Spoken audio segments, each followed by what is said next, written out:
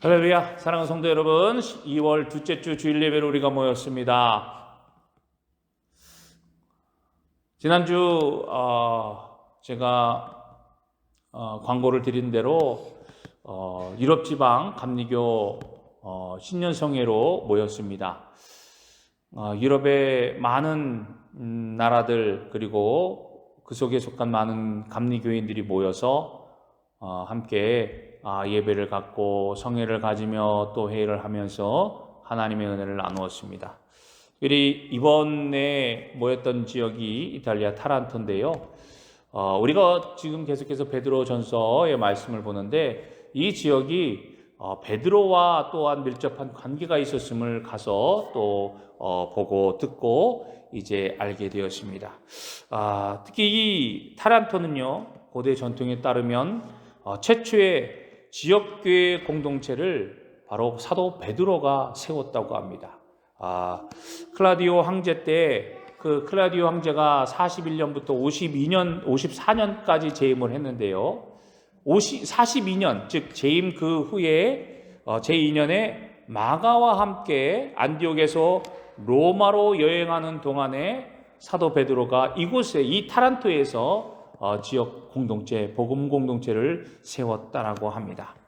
사도행전 18장 1절로부터 2절의 말씀을 보면 이런 말씀이 기록되어 있어요. 그 후에 바울이 아덴을 떠나 고린도에 이르러 아굴라라는 본도에서 난 유대인 한 사람을 만나니 글라우디오가 모든 유대인을 명하여 로마에서 떠나라 한 거로 그가 그 안에 브리스길라와 함께 이달리아로부터 새로 온지라 바울이 그들에게 가매.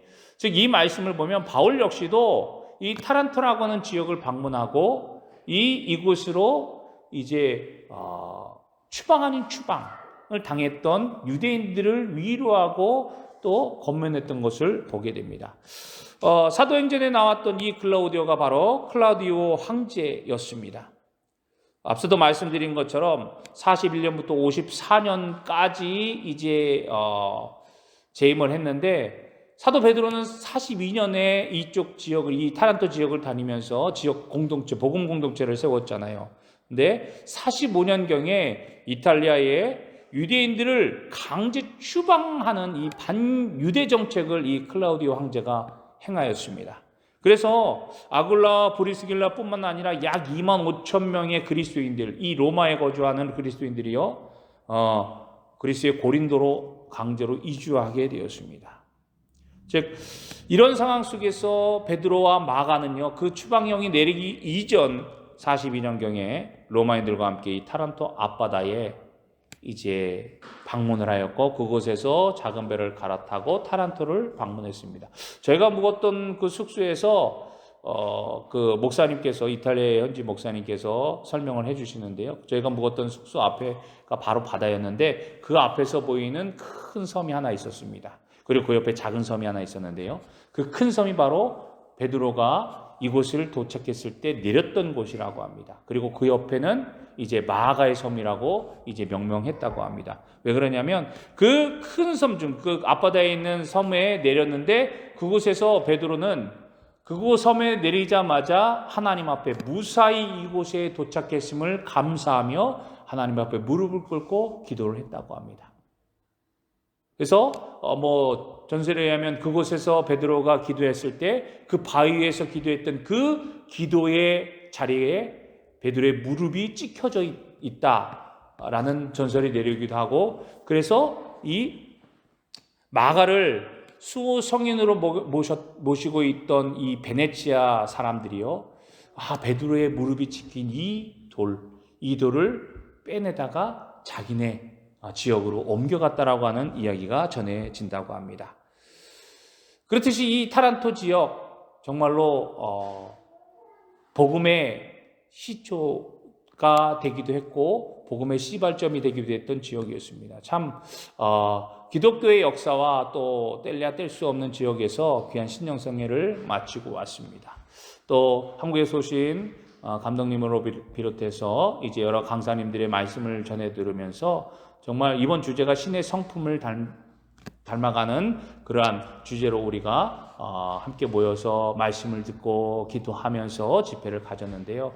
정말 무엇보다도 우리가 하나님의 성품을 가진 하나님의 자녀로서 우리가 그 성품을 따라서 하나님의 마음과 하나님의 뜻과 하나님의 지으심 받은 그 모습 그대로를 우리가 되돌아갈 수는 너무나도 힘들고 어렵겠지만 그래도 하나님께서 우리에게 지으신 그 하나님의 분명한 목적, 그 의미, 그 뜻들을 우리가 가지고 더욱더 하나님께서 만드신 그 형상을 회복해 나가기 위하여서는 무엇보다도 우리가 말씀을 듣고 그 말씀대로 순종하는 삶이 중요하다라고 하는 그 주제로 우리가 함께 은혜의 말씀을 나누었습니다. 사랑하는 성도 여러분, 우리가 베드로전서를 읽으면서 또한 우리가 깨닫는 것이 있습니다. 참 우리의 삶에 힘들고 어려운 일들이 많은데 이 삶들이 우리만 겪는 것이 아니라 이미 이전부터 베드로 사도가 이제 행하였을 때 아니 그 이전부터라도 우리는 성경을 보면 사람이 살아가는 그 순간순간마다 고통과 고난은 끊임없이 우리를 찾아오고 있다라고 하는 사실을 우리는 알 수 있습니다.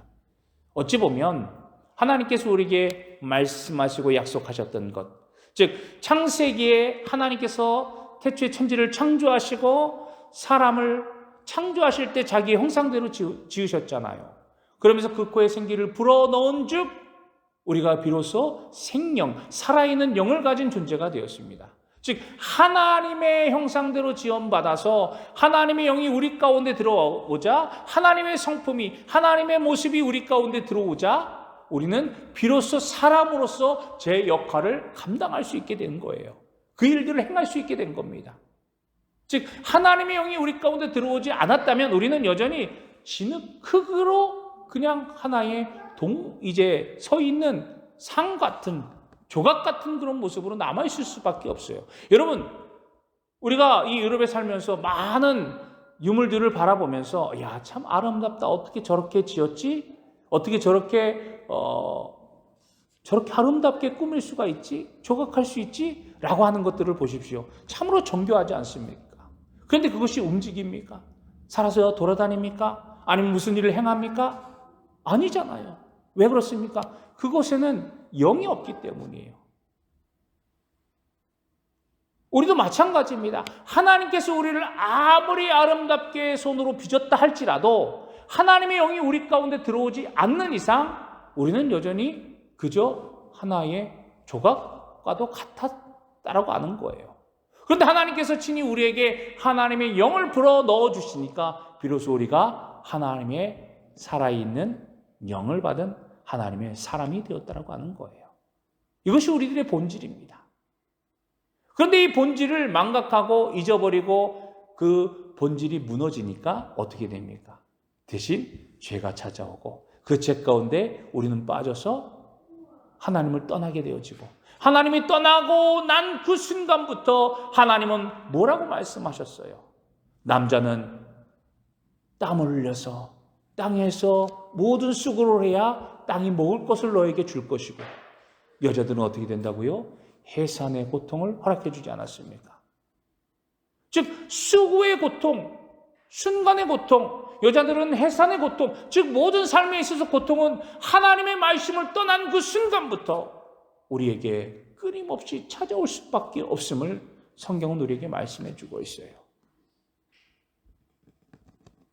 이것이 우리의 삶의 모습이라고 하는 겁니다. 그런데 우리는 때때로 이런 어려운 문제들을 겪고 어려운 문제들을 당할 때마다 생각하는 것이 있어요. 지난번에 제가 말씀을 드렸지만 이 고난의 주제에 대해서 설교할 때마다 항상 우리는 그런 얘기를 합니다. 하나님이 나에게 왜 이런 고난을 주실까? 과연 하나님이 살아계실까? 하나님이 나를 사랑하시는가?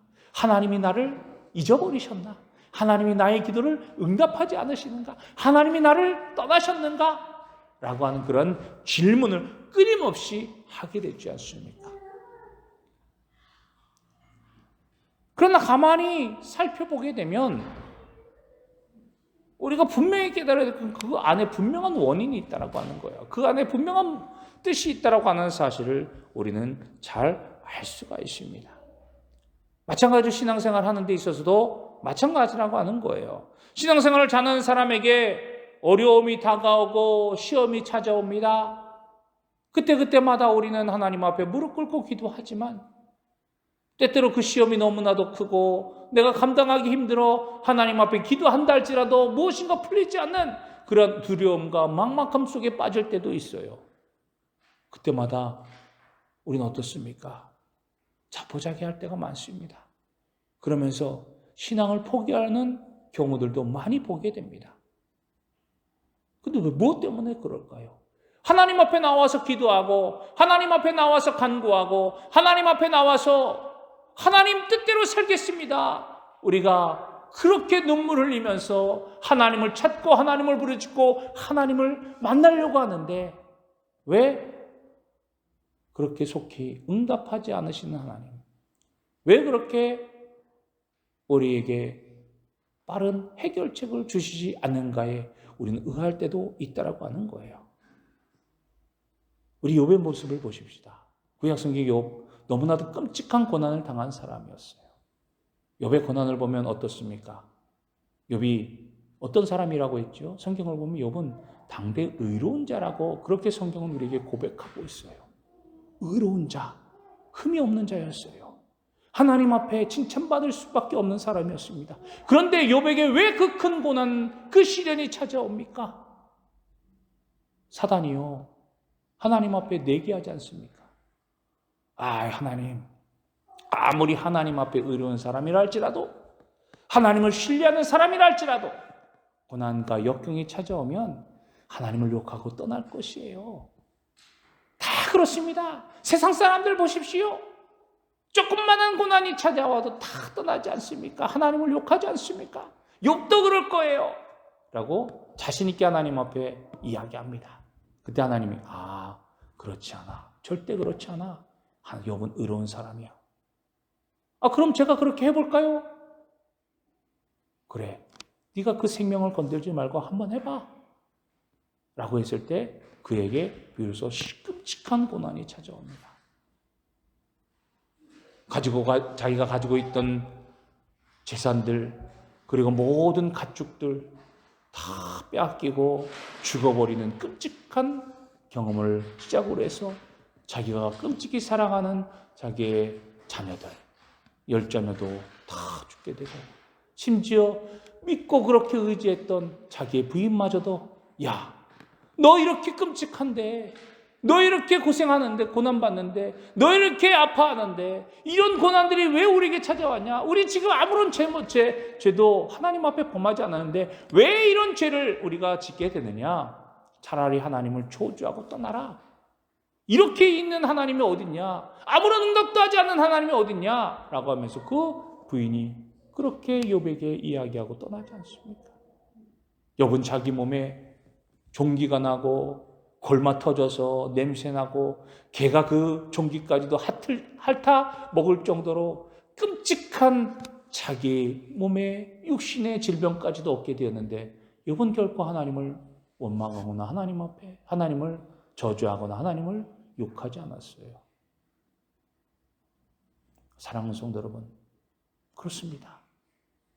믿음의 의인이라 할지라도 우리는 여전히 고난 속에 고통 속에 아픔 속에 살아가고 있는 것이 우리의 모습입니다.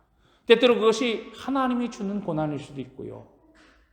때때로 그것이 우리의 믿음을 시험하기 위한 고난일 수도 있고요. 아니면 세상에 권력과 권세 잡은 자가 우리를 넘어뜨리고자 우리의 믿음을 하나님으로부터 더욱더 멀어지게 하기 위하여 우리를 그 깊은 수렁, 그 깊은 어두움으로 몰고 가기 위한 고난과 시험일 수도 있다라고 하는 거예요.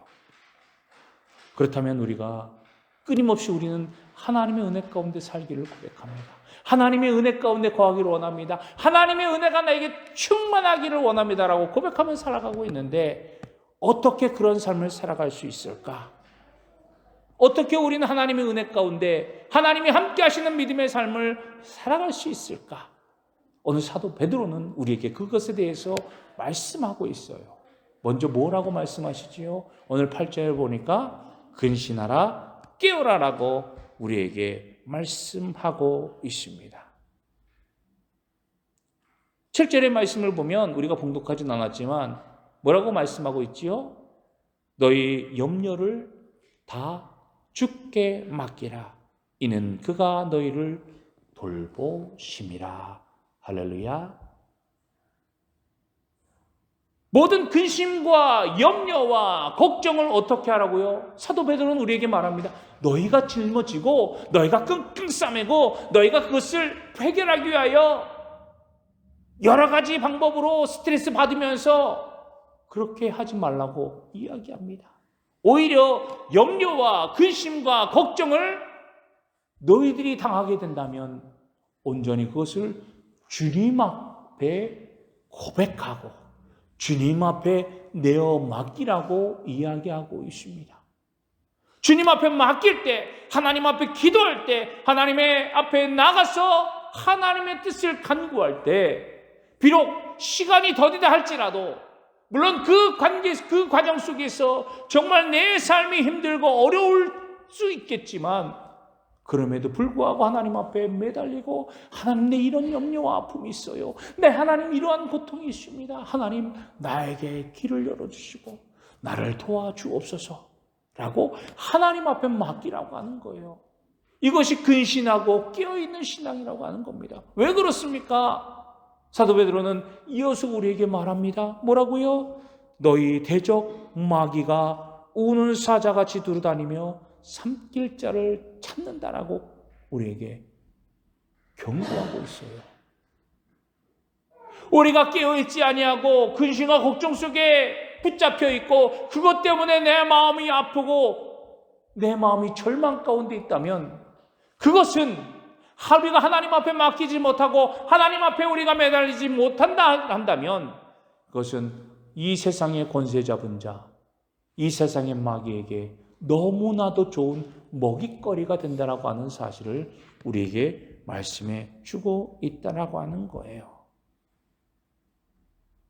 세상에서 여러 가지 많은 시험과 어려움들이 있습니다. 우리를 위협하는 경제적으로 눈에 보이는 위협도 있지만 눈에 보이지 않는 위협들이 얼마나 많은지 몰라요.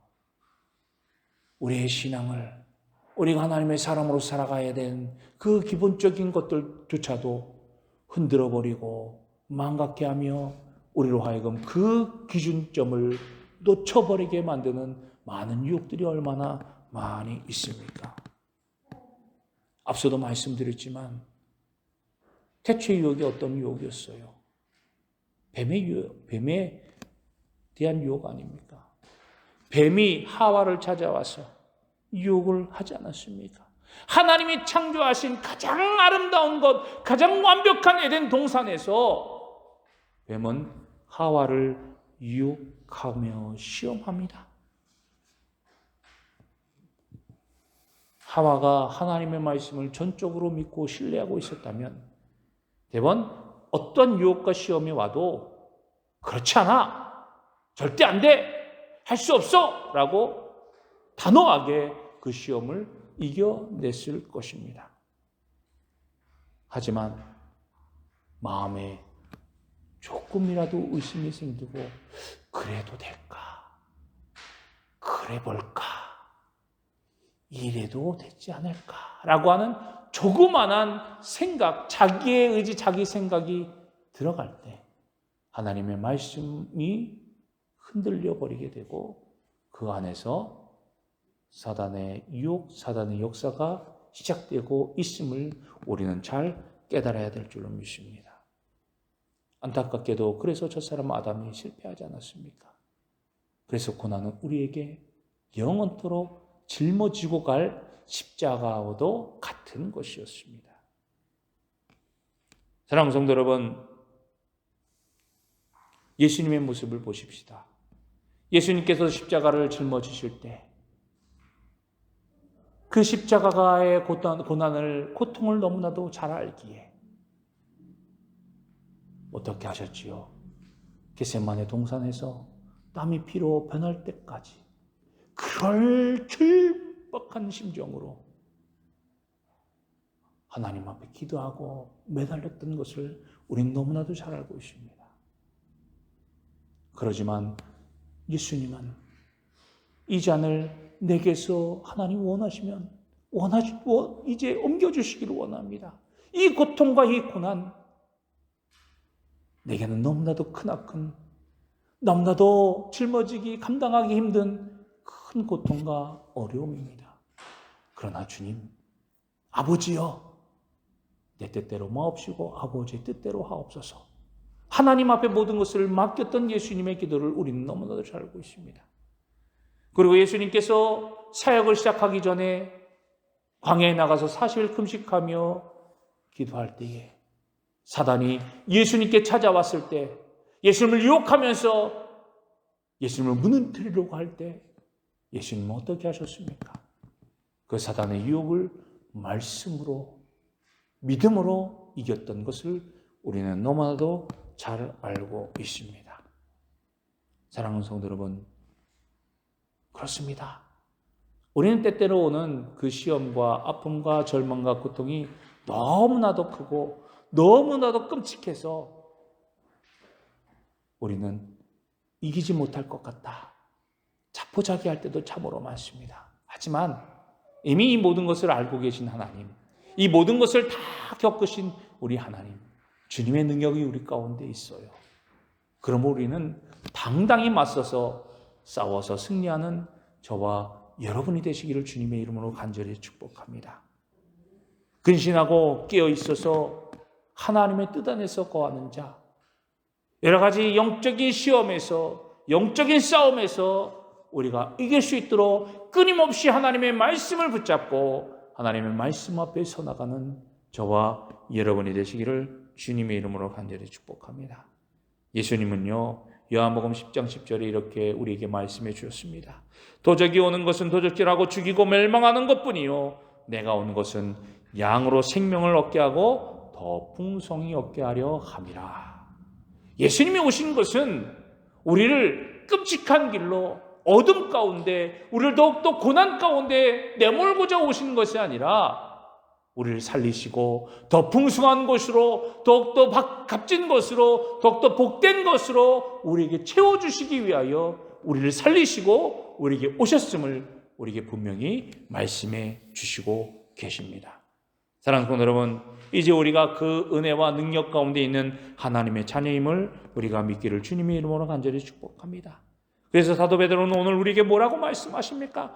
너희는 믿음을 굳건하게 하여 그를 대적하라. 이는 세상에 있는 너희 형제들도 동일한 고난을 당하는 줄을 알미라.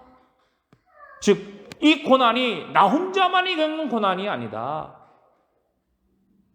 내 옆에 있는 내가 사랑하는 형제 자매, 나와 같이 믿음 생활하는 그 형제도, 그 성도도, 그 자매도 알게 모르게 고통과 고난 가운데 있다라고 하는 사실을 우리에게 말씀해 주고 있는 거예요. 그러므로 우리가 어떻게 됩니까?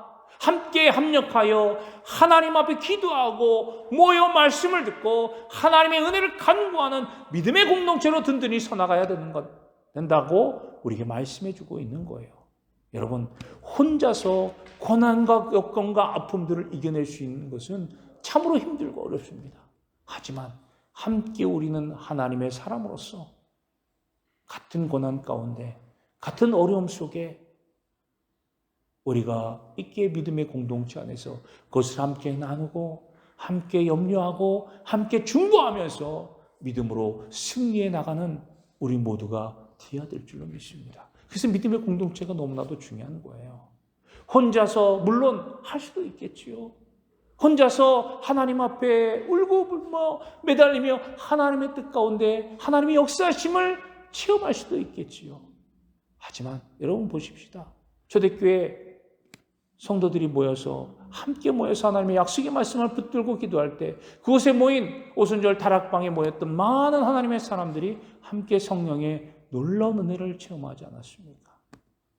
교회 공동체는요, 각기 다른 사람들, 각기 다른 어려움과 아픔과 슬픔을 가진 사람들이 모인 믿음의 공동체예요.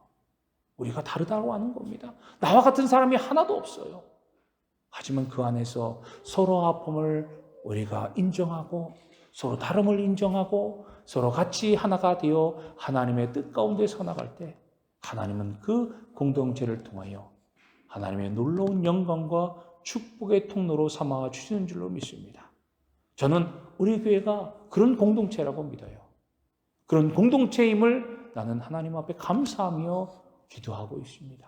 여러분 모두가 그런 믿음으로 하나님 앞에 기도하며 우리가 그런 공동체로 더욱더 발전하고 성장해 나가는 저와 여러분이 되시기를 주님의 이름으로 간절히 축복합니다. 그리고 계속해서 뭐라고 말씀하십니까? 모든 은혜의 하나님 곧 그리스도 안에서 너희를 부르사 자기 영원한 영광에 들어가게 하시니가 잠깐 고난을 당한 너희를 친히 온전하게 하시며 굳건하게 하시며 강하게 하시며 털을 견고하게 하신다라고 우리에게 사도 베드로는 우리를 축복하고 있어요. 우리 이 땅에 잠깐 고난을 당하지만 우리 주님 그 목숨까지도 내어주시면서 우리를 위하여서 십자가의 고난과 고통을 당하신 분입니다. 그리고 부활하셔서 승리하셔서 그 모든 고통과 고난 이제야 나를 봐라. 하나님께서 너희를 위해서 이 고통을 당하게 하셨지만 이 고통을 이길 수 있는 이 죽음의 고통, 마지막 고통까지도 다 승리하게 하셨다. 그러므로 너희들도, 나를 믿는 너희들도 너희들의 고통이 힘들고 어렵고 아프고 우리가 참지 못할 것 같은 상황이라 할지라도 그것으로 인하여서 다른 생각, 다른 마음, 다른 뜻을 품지 말고 끝까지 믿음으로 나아가며 하나님을 따르고 하나님 앞에 고백하기를 우리 주님 우리에게 부탁하시고 말씀하고 계시는 거예요. 왜? 그 주님께서, 그 영광의 주님께서 우리를 더욱더 강건하게 하시고 굳건하게 하시고 우리의 털을 견고하게 하셔서 어떠한 어려움과 환난과 역경이 와도 결코 흔들리지 않는 믿음의 사람으로 세워 나가심을 우리에게 약속해 주고 계시는 것입니다. 사랑하는 성도 여러분, 우리는 하나님의 사람들입니다. 하나님을 믿는 하나님의 자녀들입니다.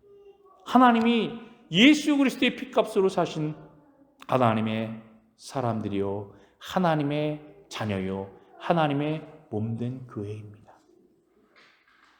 우리는 그 말씀을 잘 깨닫고 잘 의지하고 잘 믿고 살아가는 저와 여러분이 되시기를 주님의 이름으로 간절히 축복합니다.